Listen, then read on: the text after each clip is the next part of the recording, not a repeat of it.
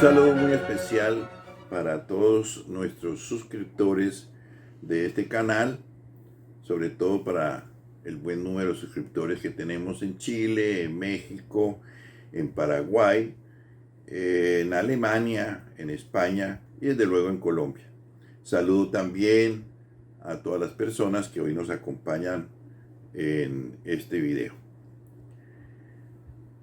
Dentro de los teóricos o filósofos que han influido decisivamente en la construcción de lo que se ha llamado el neoconstitucionalismo o el pospositivismo, sin duda alguna ocupa un papel central Robert Alexy, este gran jurista alemán. Es el jurista vivo más importante, sin duda alguna, en el mundo actual, en el mundo del derecho.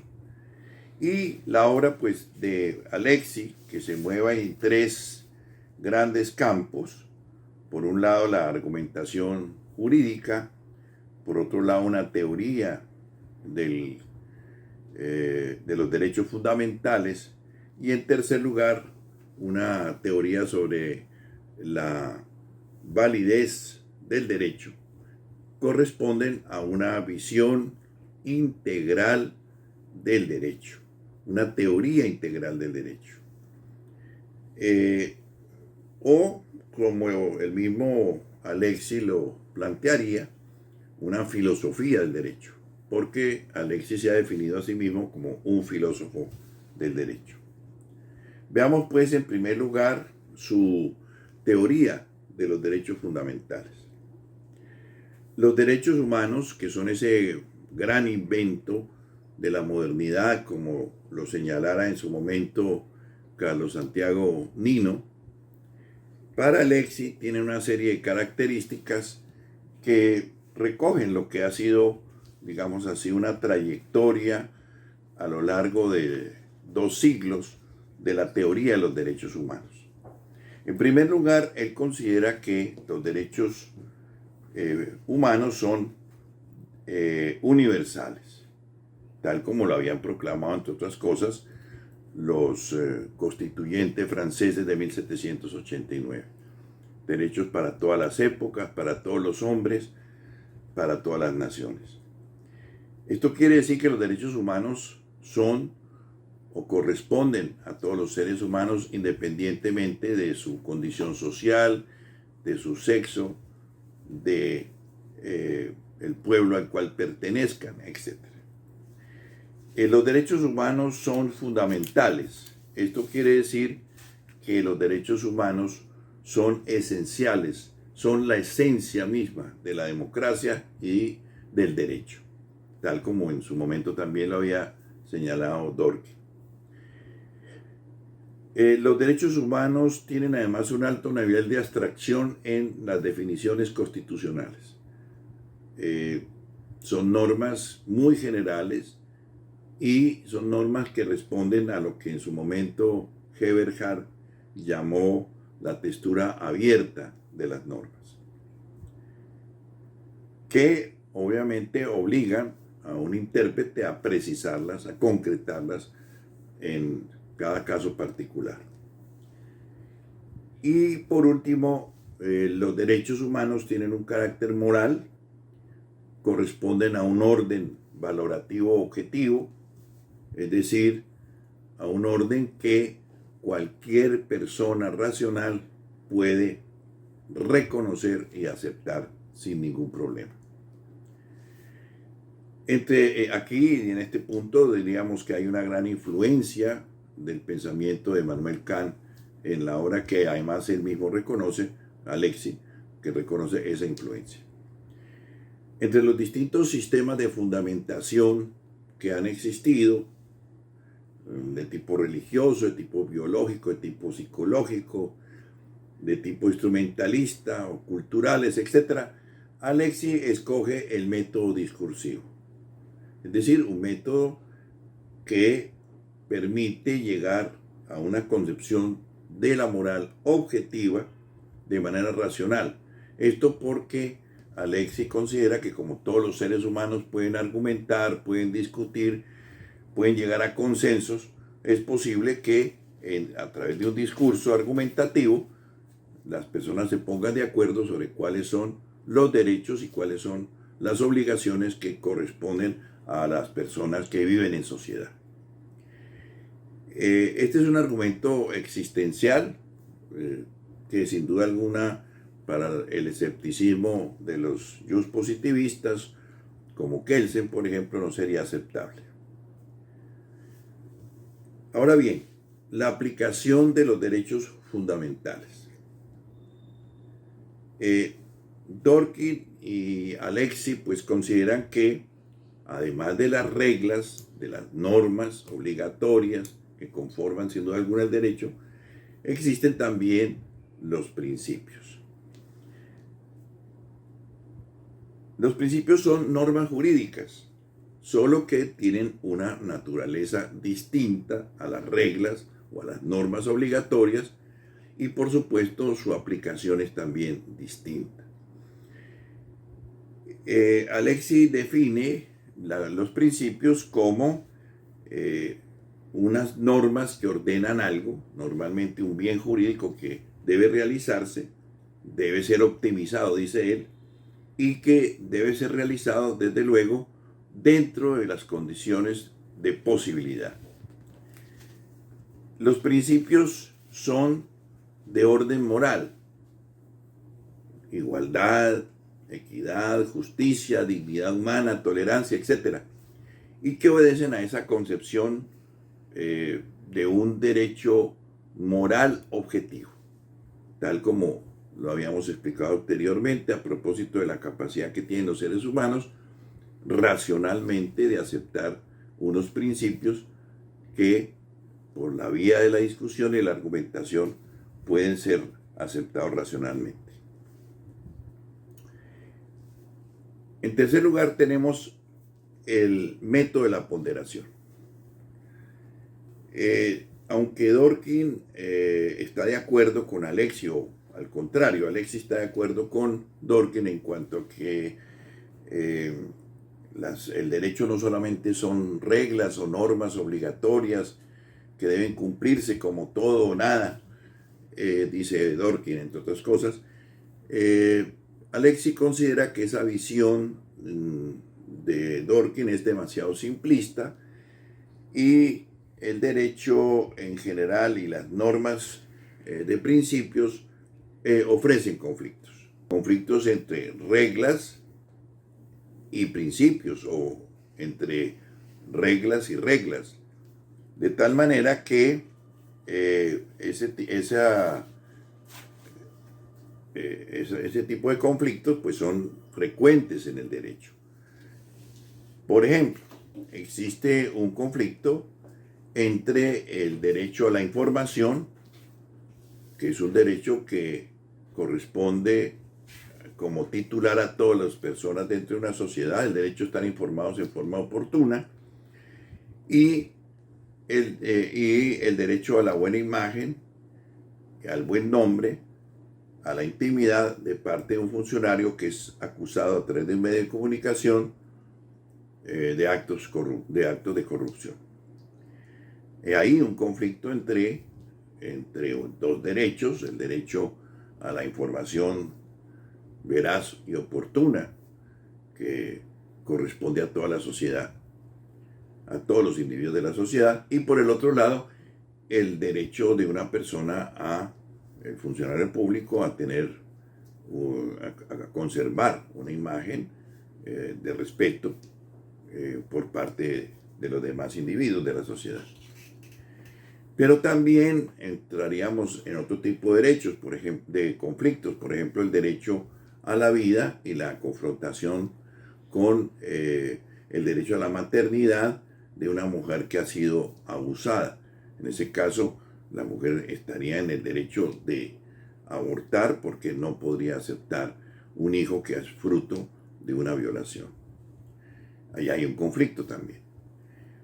O el derecho a la vida frente a el principio de dignidad humana, frente al principio de desarrollo de la personalidad, cuando la persona se ve afectada por dolores insoportables que afectan sustancialmente su dignidad humana. En todos estos casos, un derecho es afectado por otro derecho o un derecho afecta un principio o viceversa. Es uno de los casos en los cuales vamos a tener conflictos entre principios y reglas. El otro caso es sin duda alguna cuando las autoridades, el Estado, restringe el goce de algún derecho por razón de interés público. En este caso, podríamos señalar como ejemplo notable, por supuesto, y común, que ya lo hemos sufrido, el de lo que ha ocurrido con el COVID-19, que ha llevado a que las autoridades restrinjan el derecho a la locomoción, el derecho a ejercer una profesión o oficio, el derecho incluso a la libertad de empresa.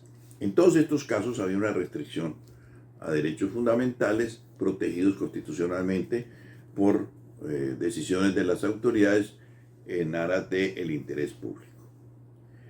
Para la solución de este tipo de conflictos entre reglas y principios, conflictos que suponen restricción de derechos por parte de decisiones de la autoridad pública, Alexia ha propuesto el sistema de ponderación.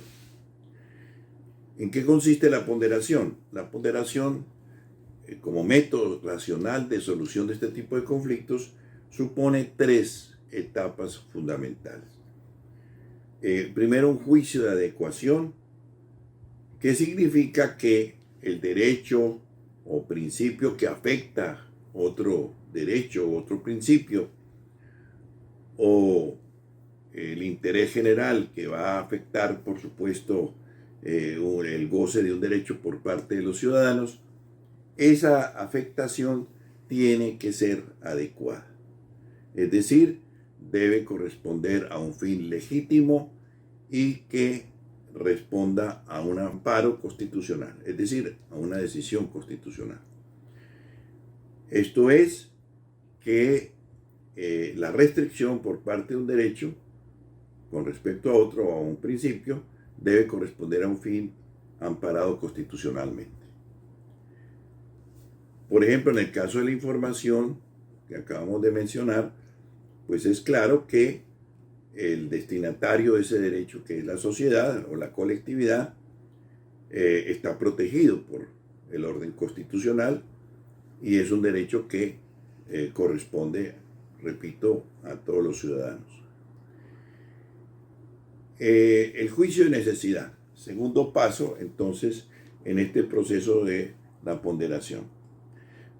La afectación del derecho o de un principio debe ser estrictamente necesaria, es decir, que no exista otro medio para lograr el fin que se propone con la restricción, de tal manera que ese aspecto gravoso que supone la restricción de un derecho o la limitación de un derecho no tenga otra posibilidad distinta a aplicarse la restricción o la limitación.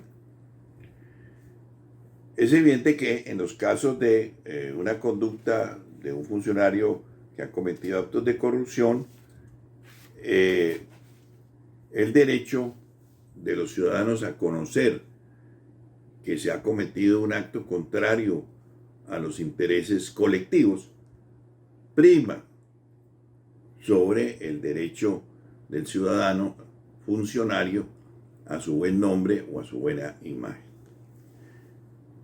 Los ciudadanos tienen derecho a que se pueda controlar la actividad de los funcionarios públicos, es un principio de la democracia y por lo tanto entonces es una situación en la cual va a primar el interés de los ciudadanos sobre el interés individual del funcionario a su buen nombre o a su imagen. En tercer lugar, el juicio de proporcionalidad propiamente dicho. Aquí se determina el peso que debe tener uno y otro derecho en conflicto el peso de las necesidades públicas, por ejemplo, frente al peso que tienen los derechos que van a ser limitados o restringidos a través de una decisión gubernamental. Entonces, el ejemplo que poníamos a propósito del derecho a la información, pues el valor de la honestidad, de la transparencia, de la eficacia, el servicio a la comunidad que es propio de la función pública, pesa muchísimo más que el derecho del funcionario público a su buen nombre o a su buena imagen.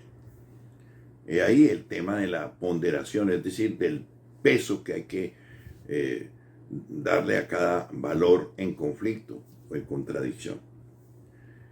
La ponderación es un método racional para resolver pues este tipo de conflictos, lo mismo que para los ejemplos anteriores que pusimos con respecto al aborto, con respecto a la eutanasia.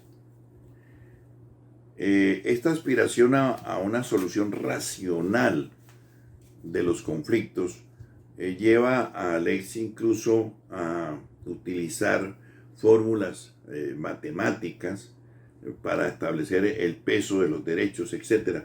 A nosotros nos parece que ese es un racionalismo excesivo, porque realmente el proceso de valoración es un proceso subjetivo y como ocurre siempre en los casos de las conductas humanas, no es posible someterlas a valoraciones, a fórmulas matemáticas, como sí ocurre, por supuesto, en el mundo natural. De todas maneras, es el exceso de racionalidad propio de la teoría de Alexis. En todo caso, este método de la ponderación ha tenido un gran impacto en los tribunales constitucionales, que lo usan con muchísima frecuencia. Tal vez habría un caso excepcional, en el caso de los Estados Unidos, donde realmente este tipo de método de ponderar derechos y principios no ha sido reconocido, aceptado o utilizado por la Corte Suprema Americana. El otro gran aspecto en la obra de Alexis es la irradiación de los principios y mandatos de la Constitución al resto del ordenamiento jurídico. Hablamos de irradiación y no como otros autores que hablan de constitucionalización del derecho. Pensamos que el término utilizado por Alexis es el mejor: irradiación, influencia de unos principios, de unos mandatos constitucionales al derecho civil, al derecho penal, al derecho laboral, al derecho administrativo, etc. El concepto de constitucionalización del derecho, pues nos da una idea más de imperialismo del derecho constitucional sobre el resto de las áreas del derecho, una especie de sustitución del derecho constitucional con respecto al derecho civil, penal, laboral, etc., lo cual a nuestro juicio es incorrecto. Para Alexis, su comprensión de un orden valorativo objetivo, y dado que ese orden valorativo objetivo se encuentra consagrado fundamentalmente en la Constitución como norma superior, obliga a que todo el resto del ordenamiento se lea en clave constitucional. La lectura en clave constitucional significa que los derechos penal o civil, administrativo, etc., deben ser adaptados, deben conformarse, deben adaptarse a esos valores y mandatos constitucionales. Incluso, en muchos casos, esos valores y mandatos de la Constitución dejan a un lado lo que serían las dogmáticas particulares de cada una de las áreas del derecho: la dogmática penal o civil, o la dogmática laboral, etc. Y habría un ejemplo de la jurisprudencia colombiana, de la Corte Constitucional Colombiana, que es la sentencia C-955. En esa sentencia, la Corte Constitucional le impuso a las entidades financieras que otorgaban créditos de vivienda a largo plazo que los intereses por esos créditos debían ser los más bajos del mercado. Aquí, en esta decisión de la Corte Constitucional, se rompió definitivamente el principio de la autonomía de la voluntad en la actividad contractual y el principio de la libertad de empresa. Es decir, el orden valorativo objetivo de la Constitución cambió, modificó, afectó principios centrales de la dogmática del derecho privado. En estos casos, como lo dice el mismo Alexis, las decisiones tomadas a partir del orden valorativo objetivo contenido en la Constitución se llevaría a cabo sobre todo en la concreción de las cláusulas generales del derecho privado, en lo que llamamos la dogmática de ese derecho. Pero puede, además, estar presente en toda interpretación de una norma de derecho privado y en casos especiales se extendería hasta la justificación de decisiones en contra del texto mismo de la ley, lo que llamamos contraley. En otras áreas del derecho, como el penal, por ejemplo, la lectura en clave constitucional ha significado la despenalización del aborto, la despenalización también de la eutanasia. En el caso del derecho de familia, por ejemplo, la lectura en clave constitucional ha producido cambios sustanciales en la normatividad de ese derecho. Por ejemplo, la igualdad de derechos entre los hijos habidos en el matrimonio y los hijos extramatrimoniales. Por ejemplo, la igualdad de derechos entre las uniones matrimoniales formales y las uniones de hecho. Por ejemplo, la igualdad de derechos entre matrimonios homosexuales y uniones matrimoniales heterosexuales. Igualdad de derechos. Entonces ha habido realmente una incidencia enorme de los valores y de los derechos constitucionales a el resto del ordenamiento jurídico, lo que Alexis llama la irradiación. Estos cambios han sido posibles porque los tribunales constitucionales han asumido la influencia del pensamiento de Alexis, lo mismo que la idea del activismo judicial que en su momento defendió Ronald Dworkin, para que por fin los derechos fundamentales, como dijo el mismo Dworkin, sean derechos en serie. Bien, hemos considerado pues que estos serían los aspectos más importantes de la teoría de Alexis que han influido fundamentalmente en el desarrollo del neoconstitucionalismo o la visión antipositivista o pospositivista que ha venido dominando el derecho en los últimos tiempos. Les agradezco mucho su compañía y esperamos tenerlos en próxima ocasión. Muy buenas tardes o muy buenos días para todos según la hora en que hayan visto este video.